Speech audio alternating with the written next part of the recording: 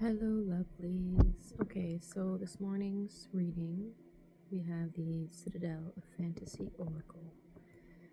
And what do we have here? So this morning's reading it's gonna seem kind of sad and ominous and just depressing. However, there is a reason for this right now, and it does feel like we're dealing with the ego that's coming in at the point where you're changing, you're evolving, you're 3 on the clock when I said that. So there is a change happening in your experience, and it's creating these triggers, these alarm bells, these even different awarenesses. Like this is for a collective or for someone who has that optimistic feeling, that awareness that something is something new is happening around them, but they're coming into the awareness that as it stands right now, things aren't great. Things are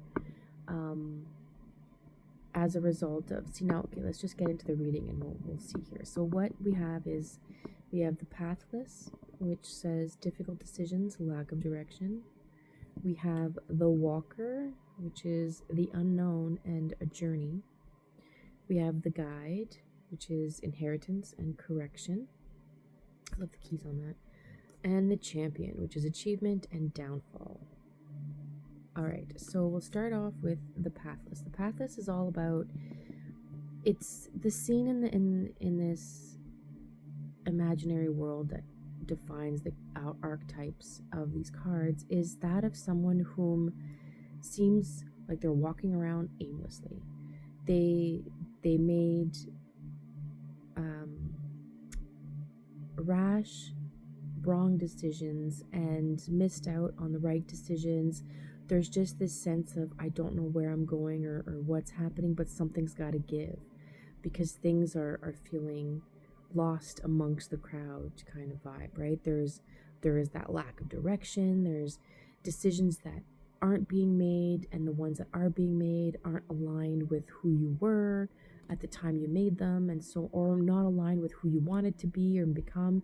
They were more aligned with the person you were before. So here's just, it's like you're coming into that field of realizing you've been aimlessly walking around reacting to your life instead of living it, reacting to the decisions in the moment that occurred at the time, but not giving a chance to yourself to see who you want to be in the future and making the decisions based on that person.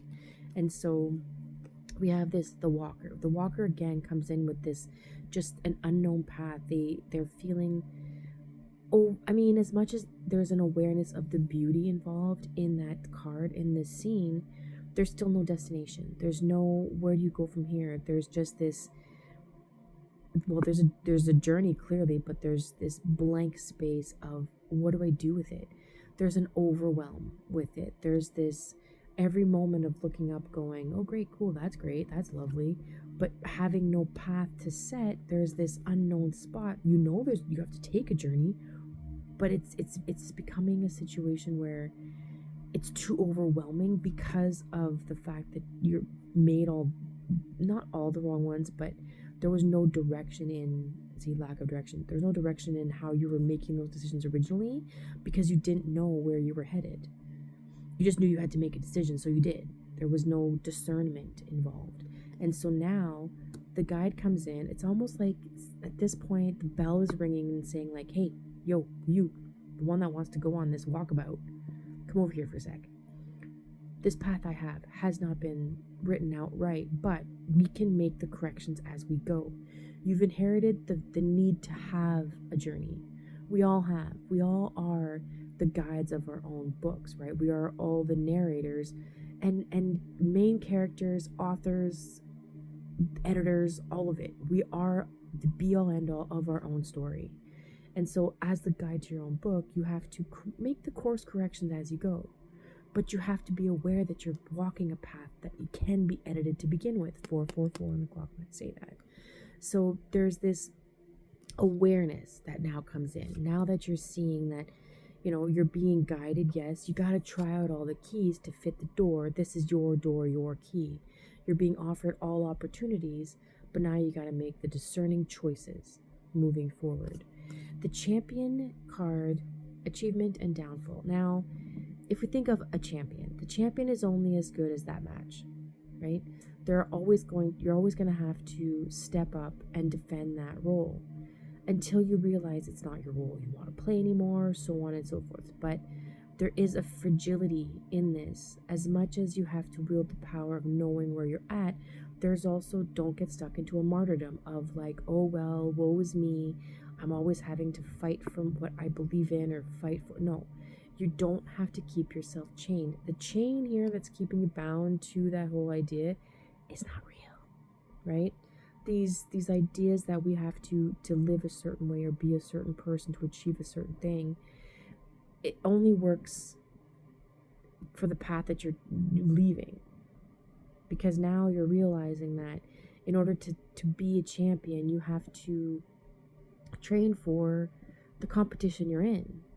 But it's also realizing that sometimes champions fall, and it's not a matter of stopping there. It's a matter of picking up and learning from there, having like aha moments in the process, allowing that eye to see past what it is you're focusing on right now, allowing you to see all the keys in the process and opening those doors to allow you to start taking that first step.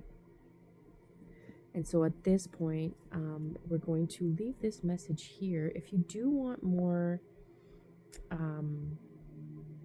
tarot added to this, please do let me know.